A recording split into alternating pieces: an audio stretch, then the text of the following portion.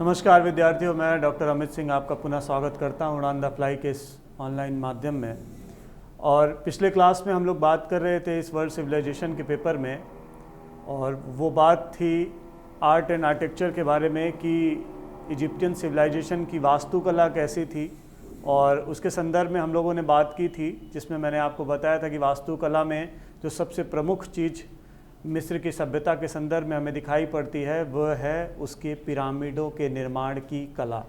और पिरामिडों के संदर्भ में हम लोगों ने बात किया था कि पिरामिडों का कैसा निर्माण हुआ, किस तरीके से पिरामिड के विभिन्न स्ट्रक्चर संरचनाएं हमें दिखाई पड़ती हैं, उसकी क्रोनोलॉजी क्या है। पहले मस्तबा बनाया गया, मस्तबा के ऊपर 5 मंजिले का एक पिरामिड बनाया गया इम्होटेप के द्वारा, जो कि जोसोर नामक व्यक्ति एक शासक का प्रधानमंत्री था।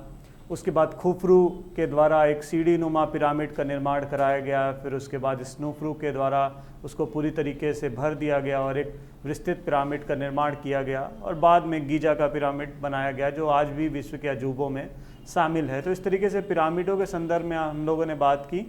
आज हम लोग बात करेंगे मिस्र की सभ्यता से संबंधित मंदिरों के निर्माण के बारे में। जैसा कि पिछले क्लास में एक इंट्रोडक्शन मैंने इसके बारे में दिया था कि मिस्र में एक दौर आता है जहां पर पिरामिडों के स्थान पर मंदिरों का निर्माण करना प्रारंभ कर दिया जाता है। लेकिन ऐसा होता क्यों है, इसके संदर्भ में अगर हम देखें तो ये माना जाता है कि मध्य राज्यकाल जो मिस्र का है, वहाँ पर जो व्यवस्था थी उसमें अराजकता की स्थिति आने लगती है। व्यवस्था में थोड़ा सा भ्रष्टाचार व्याप्त हो जाता है।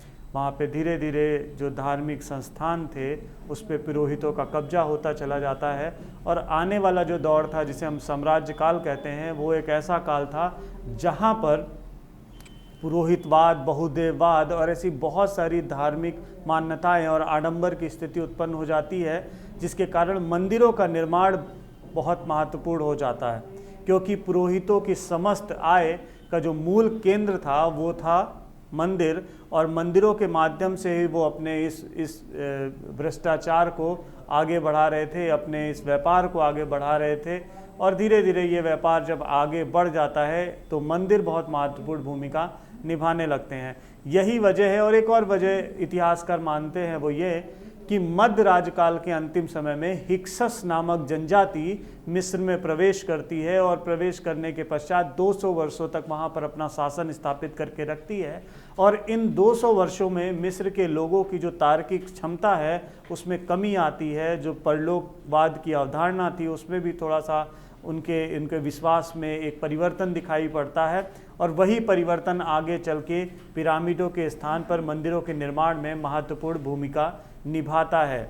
क्योंकि पिरामिडों के संदर्भ में हम एक बात कर रहे थे, पिरामिडों का जो मूल उद्देश्य था वो उद्देश्य था अपने लोगों के क्रीमेशन से संबंधित, समाधियों से संबंधित, उनके संस्कारों से संबंधित।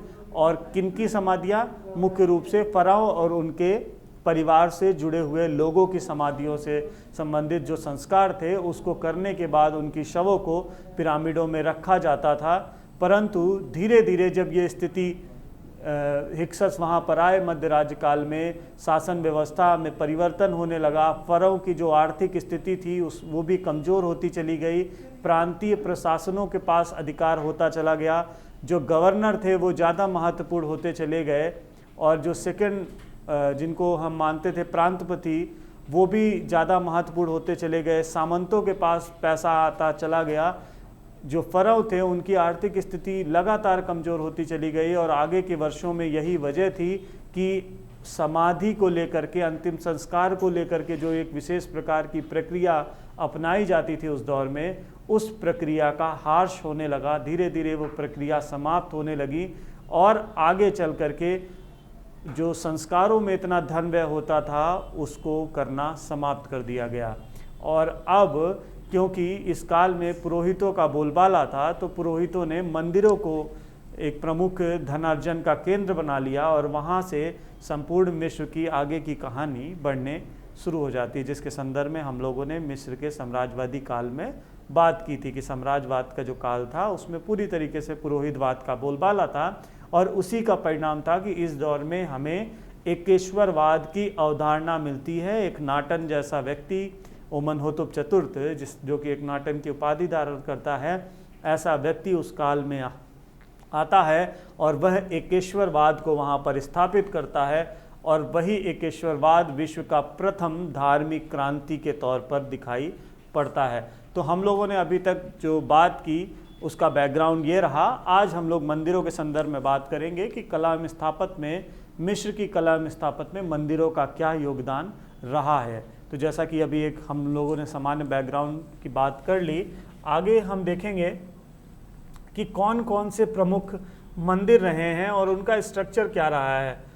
तो अगर हम टेम्पल्स की बात करें कि टेम्पल्स कैसे थे और टेम्पल्स की किस प्रकार की व्यवस्था दिखाई पड़ रही है टेम्पल्स में, तो हम सबसे पहले बात करेंगे टेम्पलों में कि जो मंदिर थे वो बेसिकली प्राचीन राज्य काल से ही बनाया जाना उनको शुरू कर दिया जाता है, परंतु धीरे धीरे मध्य राज्य काल में थोड़ी सी कमी आती है और बाद में साम्राज्य काल में मंदिर पूर्णतः बनाए जाने लगते हैं। वो पूरी तरीके से पिरामिड्स को रिप्लेस कर देते हैं, पिरामिडों का निर्माण उस दौर से बंद हो जाता है। तो मंदिरों के निर्माण का जब प्रारंभिक दौर था तो ऐसा माना जाता है कि प्राचीन राज्य काल से ही मंदिर प्रारंभ हो जाते हैं, और उस दौरान मेट्रोपोलिस में एक प्रथम मंदिर का निर्माण होता है, और ये मंदिर होता है टा का मंदिर।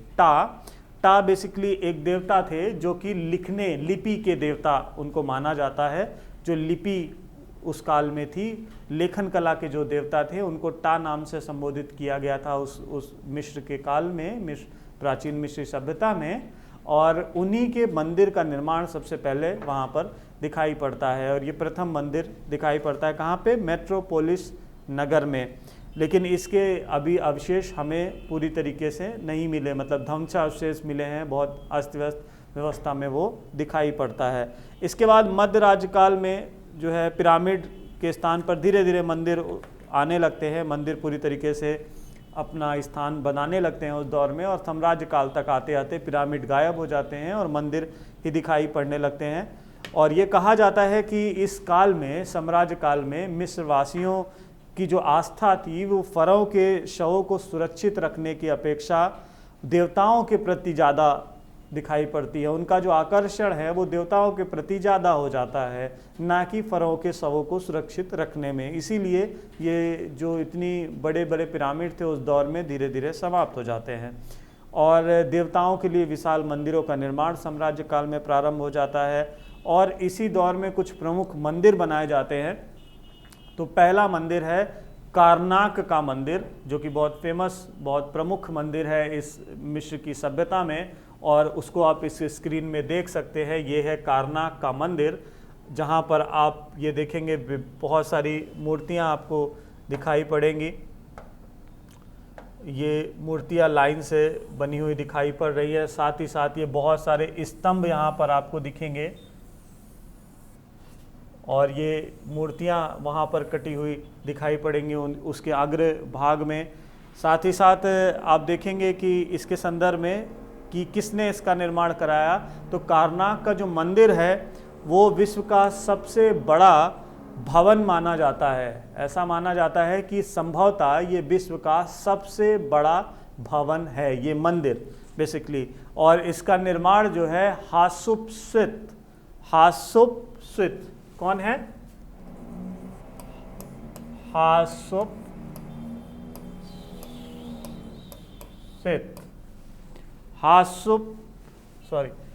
हात्शेपसुत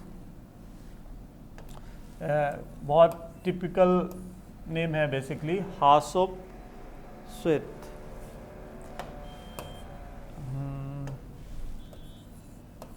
हात्शेपसुत नामक एक सम्राज्ञी का क्या अर्थ होगा? सम्राज्ञी का अर्थ होगा एक महिला सम्राट, परऊ जो कि महिला है। और इसके संदर्भ में भी एक कहानी है कि पहले इसका पति था शासक, लेकिन पति की मृत्यु हो जाने के बाद जो है इसका पुत्र छोटा था, तो पुत्र छोटे होने की वजह से ये काफ़ी समय तक शासन में रहती है, और जब पुत्र बड़ा हो जाता है तो वह शासन का भागदौड़ संभालता है। तो ये हात्शेपसुत जो थी सम्राज्ञी, वो मिस्र की एकमात्र फेमस सम्राज्ञी या फराउ के तौर पर इस्टेब्लिश है और इसी ने इस कारनाक के मंदिर का निर्माण की प्रक्रिया प्रारंभ की थी। और इसके मरने के बाद मतलब ये मंदिर इसके समय में पूर्ण नहीं हो पाया था। इसके बाद इसका जो पुत्र था थुथमोस तृतीय, थुथमोस तृतीय जो इसका पुत्र था, उसने इस मंदिर को पूर्ण कराया, उसके कार्य को पूर्ण कराया। इसके बाद अगर हम इस मंदिर की विशेषता के संदर्भ में देखें तो ये जो मंदिर है ये बेसिकली इसमें ये 396 मीटर लंबा है, 390 मीटर्स जो है ये लंबा है। इसमें 16 पंक्तियों में, ये जो पंक्तियां हैं 16, मतलब ये जो स्तंभ है ये 16 पंक्तियों में है। 16 पंक्तियों में ये स्तंभ बनाए गए हैं और कुल स्तंभों की जो संख्या है वो 136 है। 136 स्तंभ बने हुए दिखाई पड़ते हैं, 136 स्तंभ बने हैं। साथ ही साथ एक और चीज़ है वो ये कि इन जो स्तंभों का शीर्ष है, ये जो शीर्ष भाग है, फोटोज़ में शायद थोड़ा दिख नहीं रहा, शीर्ष भाग है, अगर आप देखें ये इसको भी देखें तो इन शीर्ष भागों में ये 3 मीटर तक चौड़े हैं। साथ ही साथ इनके बारे में ऐसा कहा जाता है कि इनमें 100 व्यक्ति खड़े हो सकते हैं एक साथ, 100 व्यक्ति इसमें एक साथ खड़े हो सकते हैं। तो ये क्या है, 396 मीटर ऊंचा है। साथ ही साथ 16 पंक्तियों में 136 खंबे इस मंदिर में बनाए गए हैं। इसके अलावा 3 मीटर शीर्ष है इसका, जिसमें 100 लोग इसमें खड़े हो सकते हैं एक साथ।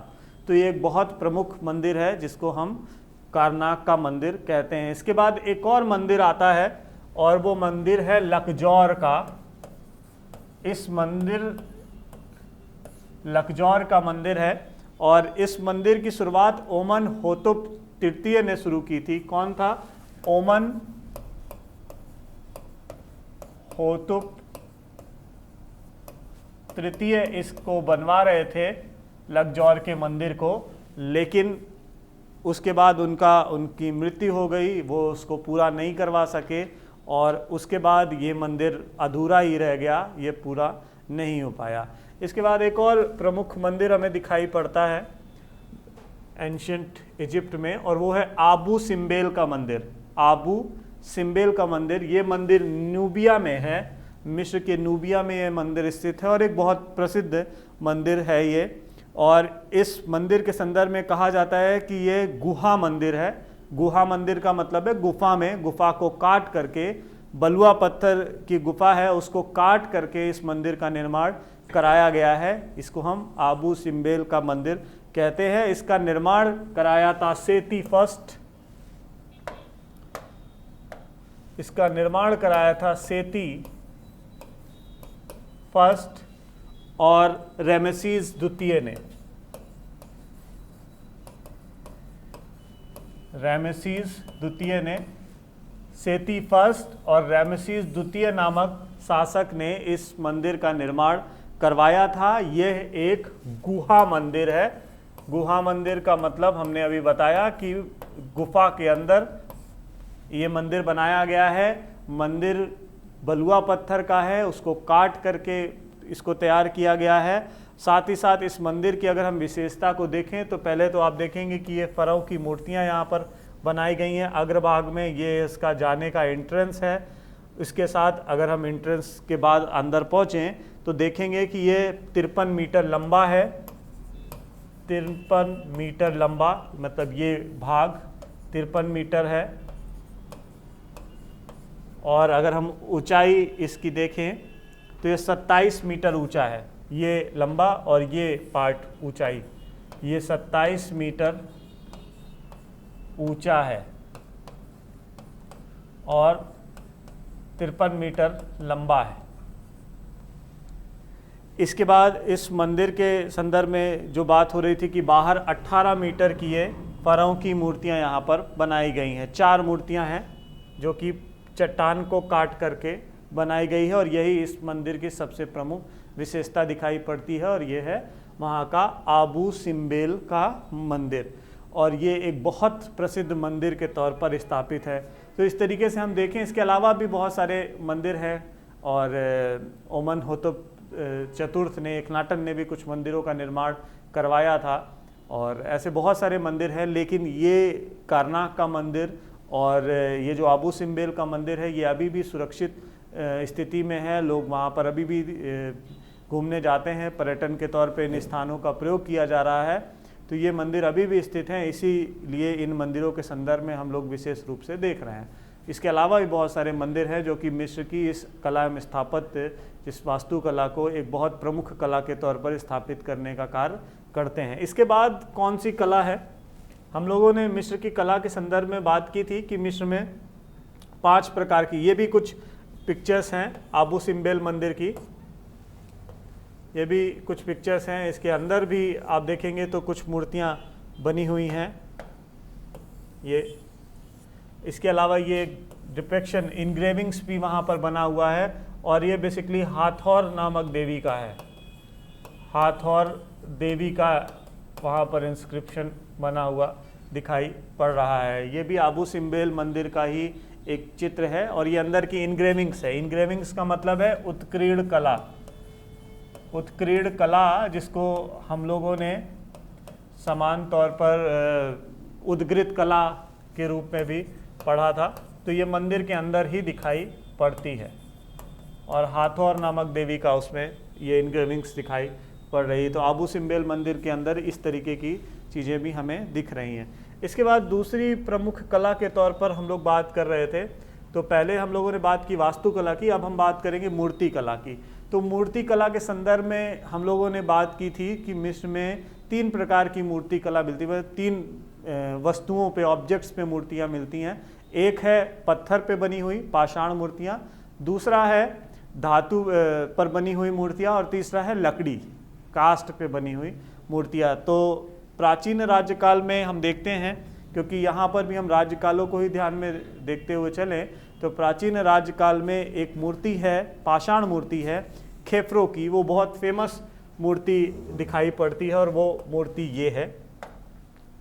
ये खेफ्रो की मूर्ति है, बहुत फेमस मूर्ति है इस काल की, प्राचीन राज्यकाल की, और इसका बहुत उल्लेख है विभिन्न स्थानों पर और एक बहुत प्रसिद्ध मूर्ति के तौर पर इसको माना गया है प्राचीन राज्यकाल की। उसके बाद एक और मूर्ति है इस दौर की और वो है रेनेफर पुजारी की मूर्ति। ये प्राचीन राज्यकाल की खड़े हुए रेनेफर पुजारी की मूर्ति, ये भी एक बहुत फेमस मूर्ति के तौर पर प्राचीन राज्यकाल में स्थापित की गई है। ये जो है आपके स्टोन पत्थर पर बनी हुई मूर्ति है। इसके अलावा खुफरू का जो पिरामिड है गीजा में, उसके बाहर एक नरसिंह की भी मूर्ति मिली है और ये मिस्र वासियों को सबसे बड़ा मूर्तिकार के तौर पर स्थापित करती है और वो ये मूर्ति है, नरसिंह की मूर्ति। वैसे इस मूर्ति का ये एक पिक्चर है, अगर आप गीजा के पिरामिड की पिक्चर देखेंगे तो उसके बाहर ऐसी ही एक नरसिंह की मूर्ति आपको दिखाई पड़ेगी। तो ये जो नरसिंह की मूर्ति है ये खुफरू के पिरामिड के बाहर है और ये उसकी एक पिक्चर है। आप अगर वास्तविक फ़ोटो को देखेंगे तो वो फ़ोटो भी आपको मिल जाएगी और उस वास्तविक गीजा के पिरामिड के बाहर ऐसी ही एक नरसिंह की मूर्ति आपको मिलेगी जो कि मिस्र वासियों को एक बहुत बड़ा कलाकार के तौर पर स्थापित करने के लिए बहुत महत्वपूर्ण है। और उस मूर्ति की खासियत क्या है? उस मूर्ति की खासियत ये है कि 20 मीटर मूर्ति वो ऊंची है, 20 मीटर ऊंची मूर्ति है वो। और अगर हम पीछे जाएं तो शायद वो मूर्ति हमें मिल जाएगी। अगर पीछे की स्लाइड्स में हम जाएं जहाँ पर हम लोगों ने पिरामिड के संदर्भ में बात की थी तो वहाँ पर वो मूर्ति मिल जाएगी। ये वो मूर्ति है, ये वो उस मूर्ति का एक पार्ट है ये, और उसी का विस्तृत रूप हम लोगों ने आगे देखा है और वो ये है। तो यहाँ पर आप देखें कि ये जो मूर्ति है ये बेसिकली 29 मीटर 20 मीटर ऊंची है। और इस मूर्ति की खासियत क्या है कि इसमें आधा जो शरीर है वो पुरुष का है और आधा शरीर जो है वो सिंह का है, और इसीलिए इसको नरसिंह की मूर्ति कहा जाता है। और ऐसी कुछ मैथोलॉजी इजिप्ट में थी जहाँ पर आधे शरीर को मानवीय और आधे शरीर को सिंह के तौर पर देखने का प्रचलन था। और भारत के संदर्भ में अगर हम बात करें तो भारत में भी ऐसी कुछ मैथोलॉजीज है, ऐसी हमारी कहानियों में है कि भारत में भी नरसिंह अवतार दिखाई पड़ता है। बहुत सारा डिपिक्शन भारत में भी इसका दिखाई पड़ता है, तो इजिप्ट में भी ये मान्यता के तौर पर दिखाई पड़ रहा था।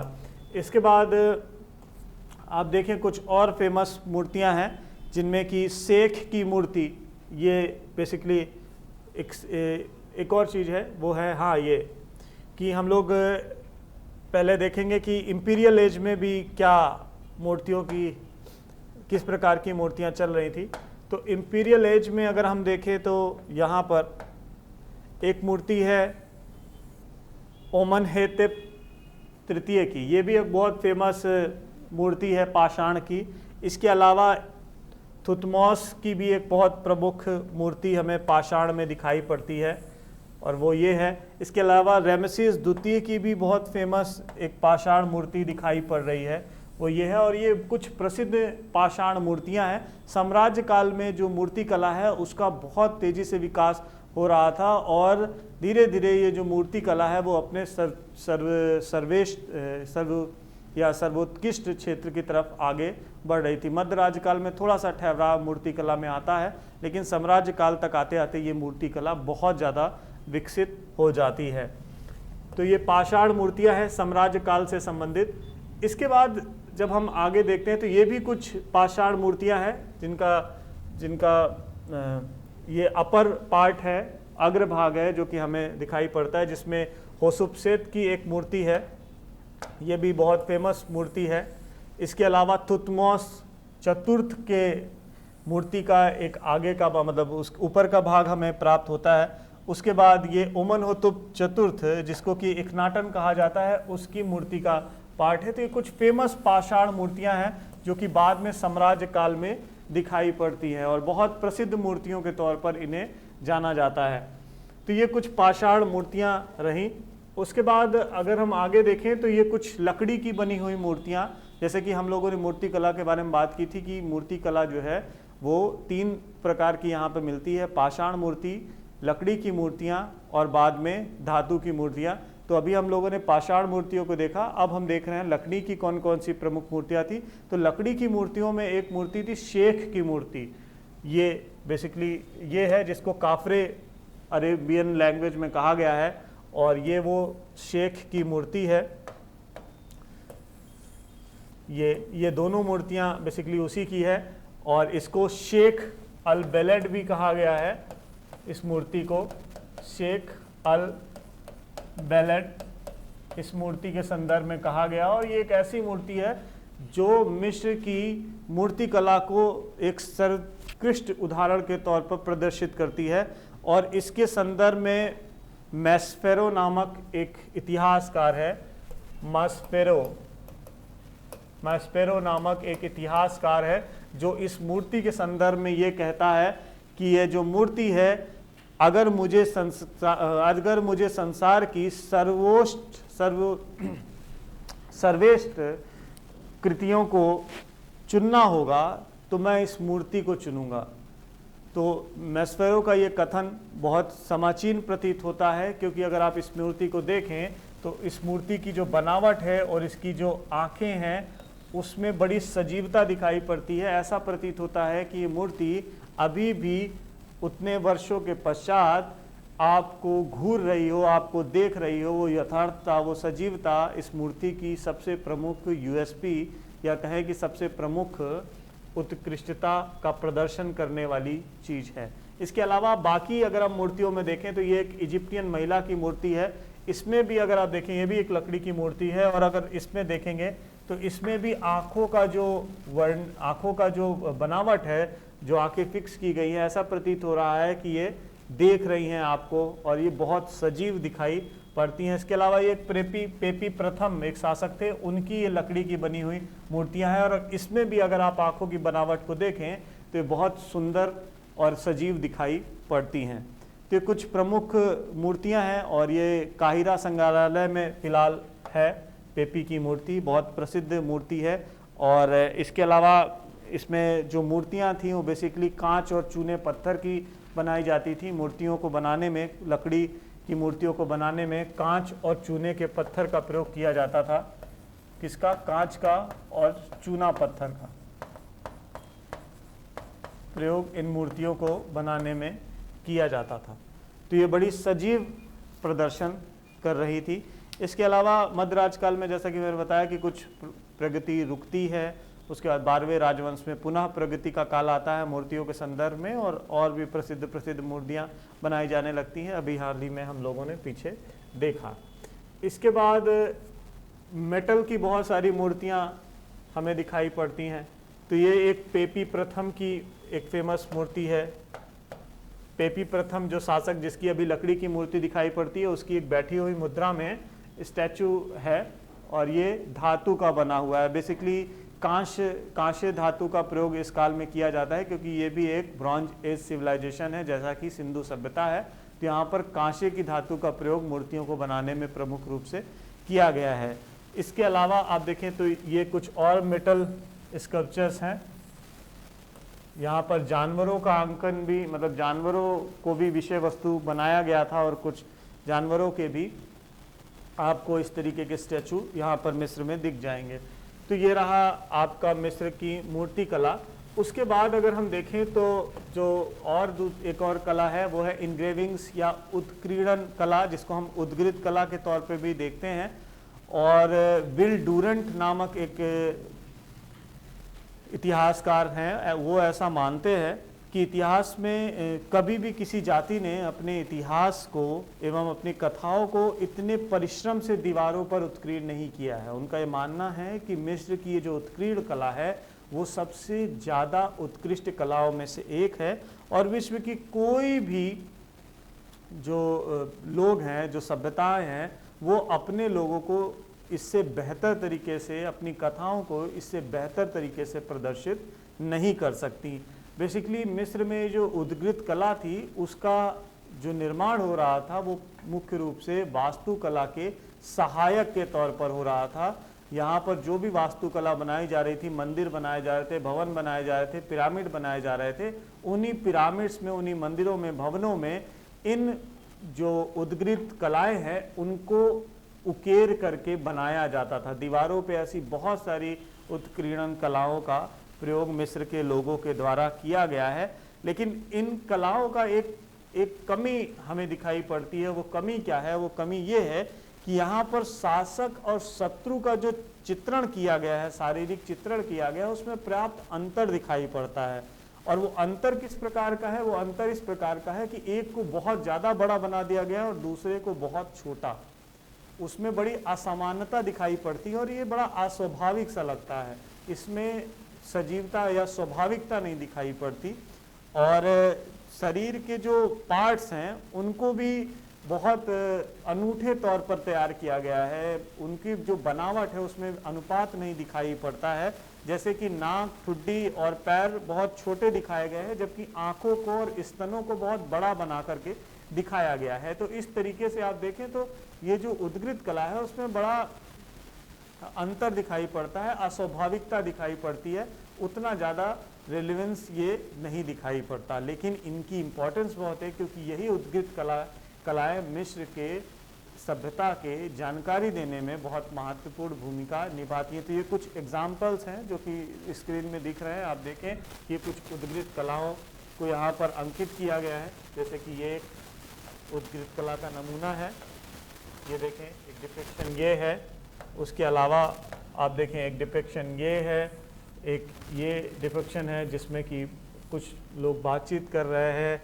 यहाँ पर एक डिपिक्शन है, ये भी एक डिपिक्शन आपको दिखाई पड़ता है, ये भी डिपिक्शन दिखाई पड़ता है।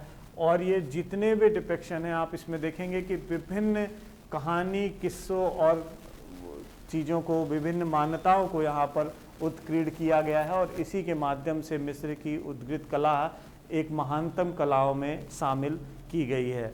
इसके बाद जो अगली प्रमुख कला मिस्र की दिखाई पड़ती है वो है वहाँ की पेंटिंग्स। मिस्र की कला की जो अगली कला है वो है पेंटिंग्स, मतलब चित्रकला। चित्रकला का भी जो यहाँ पर निर्माण किया जा रहा था वो भी वास्तुकला के सहायक के तौर पर किया गया था।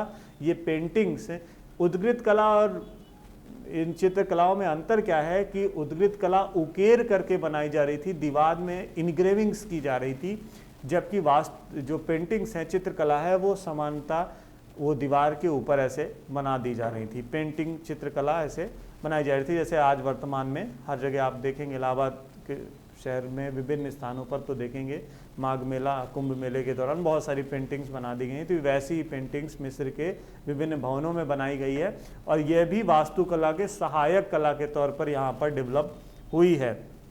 और प्राचीन राज्य काल में पहले अगर आप देखें तो बतखों का चित्रण, हमें चित्र वाला एक बहुत प्रमुख पेंटिंग्स यहाँ पर मिलती है।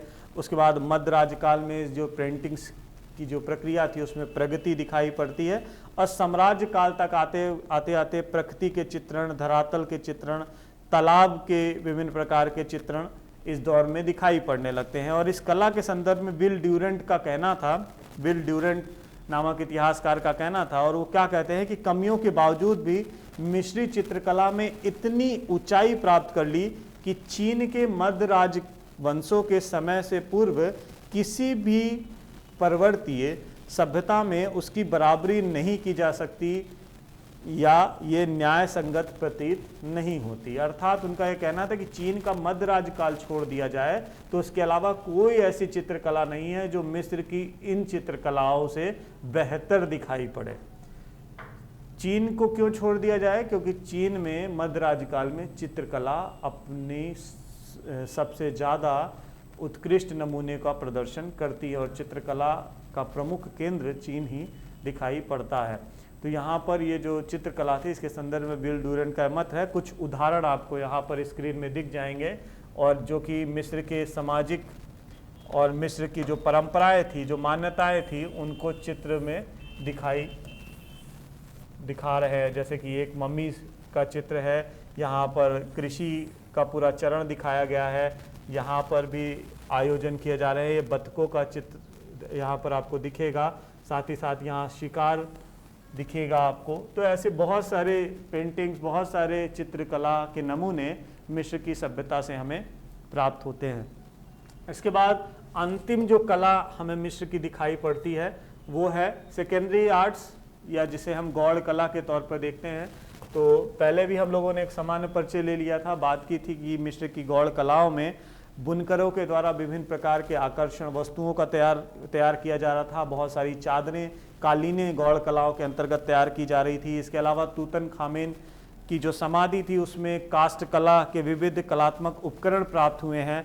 साथ ही साथ बर्तन बहुत प्रमुख रूप से यहाँ पर तैयार किए जा रहे थे। कॉफिन मतलब कब्र जो थी, जो जिसे हम बोले कि जो कॉफिन तैयार किया जाता था वो बहुत प्रमुख तौर पर तैयार किया जा रहा था। साथ ही साथ स्वर्ण कालों के द्वारा विभिन्न प्रकार के कड़, फूल, मणिबंध, मुकुट और मुद्रिकाएं तैयार की जा रही थी। तो ये कुछ प्रमुख चीज़ें हैं। साथ ही साथ नौकाओं को भी तैयार किया जा रहा था। तो यहाँ की जो गौड़ कला है वो भी बहुत प्रमुख स्थान रखती है मिस्र की कला के संदर्भ में। तो आप देखें तो यहाँ पर एक कॉफिन का उदाहरण आपको दिखेगा। एक बहुत प्रमुख चित्रकारी के साथ एक कॉफिन यहाँ पर तैयार किया गया जिसके अंदर मम्मी को रख करके दफनाया जाता था, रखा जाता था वहाँ पर पिरामिडों में। ये एक बर्तन का नमूना है, इसके साथ ये भी कुछ बर्तन के नमूने हैं खिलौने नुमा। इसके अलावा ये एक नाव का चित्र दिखाई पड़ता है, नाव का निर्माण कर रहे थे। इसके अलावा ये क्राउन, मुकुटों का निर्माण ये विशेष तौर पे कर रहे थे। तो ये विभिन्न प्रकार की गौड़ कलाएं भी मिस्र की कला में एक महत्वपूर्ण भूमिका निभा रही थी। तो इसके साथ आज हम लोगों ने बात की मिस्र की कला के संदर्भ में। अगले टॉपिक में हम लोग मिस्र के बौद्धिक उपलब्धियों के संदर्भ में बात करेंगे और देखेंगे कि मिस्र की लिपि का निर्माण कैसे हुआ और आगे का जो विज्ञान, ज्योतिष और चिकित्सा का क्षेत्र में जो